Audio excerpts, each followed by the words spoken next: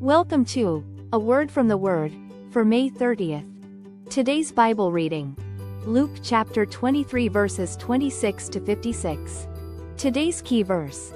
And Jesus said, Father, forgive them, for they know not what they do. Luke chapter 23 verse 34. Today's word from the Word, radical forgiveness.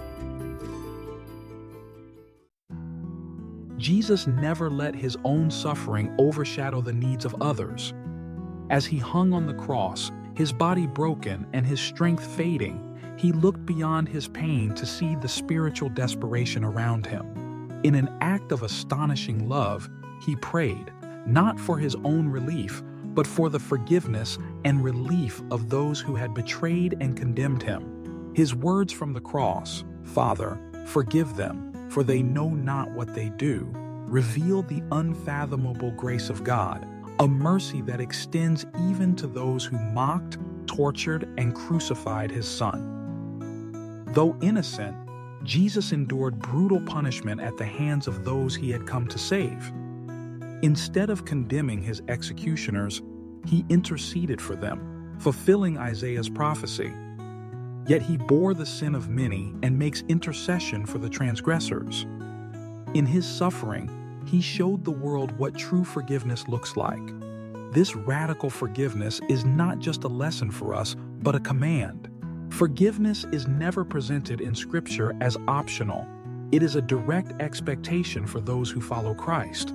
In a world that clings to bitterness and seeks revenge, Jesus calls his followers to embrace a radical posture, grace.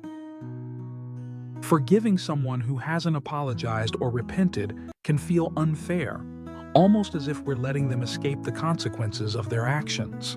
But biblical forgiveness isn't about excusing sin or denying justice. It's about releasing our own hearts from bitterness and mirroring the mercy of God.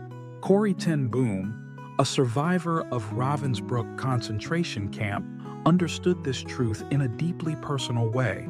Many years after her release, she encountered a former Nazi guard from the very camp where she and her sister had suffered.